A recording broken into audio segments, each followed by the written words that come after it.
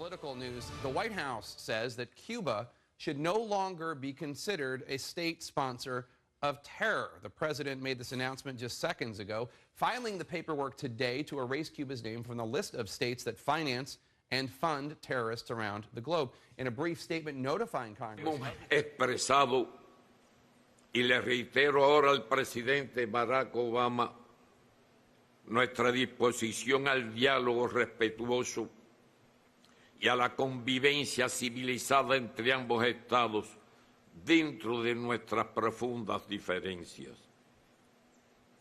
Aprecio como un paso positivo su reciente... The United States of America is changing its relationship with the people of Cuba.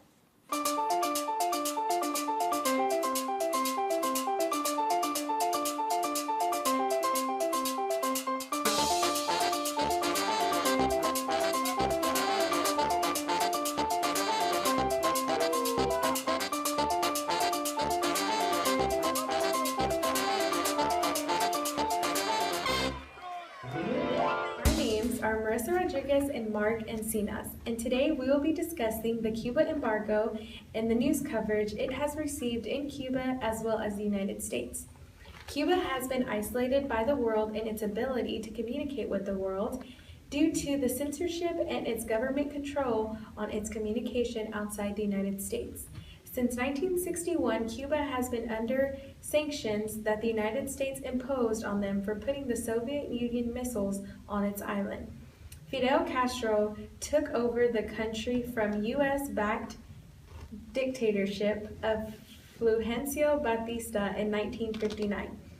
Cuba is a one-party state, and since February 2008, the younger brother, Raul Castro, has taken over the leadership of the country. Just recently, President Barack Obama has created a dialogue with the country and hopes to reestablish relations. On December 17, 2014, the Vice President made a phone call to the presidents of Colombia and Mexico. In the content of the message, it was clear that the President Obama's administration was making changes to the policy on Cuba, especially in the areas of telecommunication and lifting economic sanctions on providing goods and services. The U.S. policy toward Cuba marked the beginning of a new relationship between the people of the United States and the people of Cuba. It will mean, as we're already seeing, more Americans traveling to Cuba, more cultural exchanges, more commerce, more potential investment, and most of all, it will mean more opportunity and resources for the Cuban people. We hope to be able to help on humanitarian projects, to provide more access to telecommunications and the internet. Senator Bob Corker issued a release of Alan Gross, who has been imprisoned by the Cuba government and the policy changes with Cuba. La Prensa in San Diego picked up the story and titled it, "What's Really Behind Obama's Cuba Move?" Oral Hutchinson, the writer of the story, points out a fair and open analysis of both sides of the issue. He alludes to the working of both sides of the street with the Soviet Union, in which President Reagan was promoting exchanges with students, scientists, artists, and local officials. Three key areas will be covered in this presentation of Cuba and its ability to communicate in the mass media. These areas are regional-wide, statewide, and international. Also, how the U.S. views the media coverage and its message to the world. Another area of discussion will include diplomatic relations and how concessions and non-concessions will impact the message to the future visitors of Cuba. And lastly, how tourism can affect the economy as a regional player in Latin America. Now I pass it on to Mark. And potentially act on that awareness. And if possible, perhaps take action by actually visiting Cuba through the lens of communication and the media. Here, the main focus is how citizens are embracing the lifting of sanctions, how the media frames the messages, and how the U.S. citizens view the media messages of Cuba in the mass media of communications.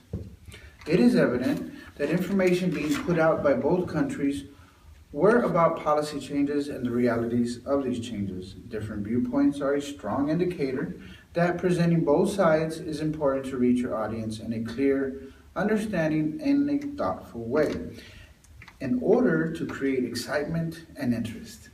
For example, in CubanRadio.cu, Raul Castro is seen on television saying, quote, that he recognizes the boldness and courage of President Barack Obama, unquote. This image can be portrayed symbolically that he respects these attributes in this man because he is humble. These values are parallel to the core of the nation, so that people will follow with his wishes and they will embrace change.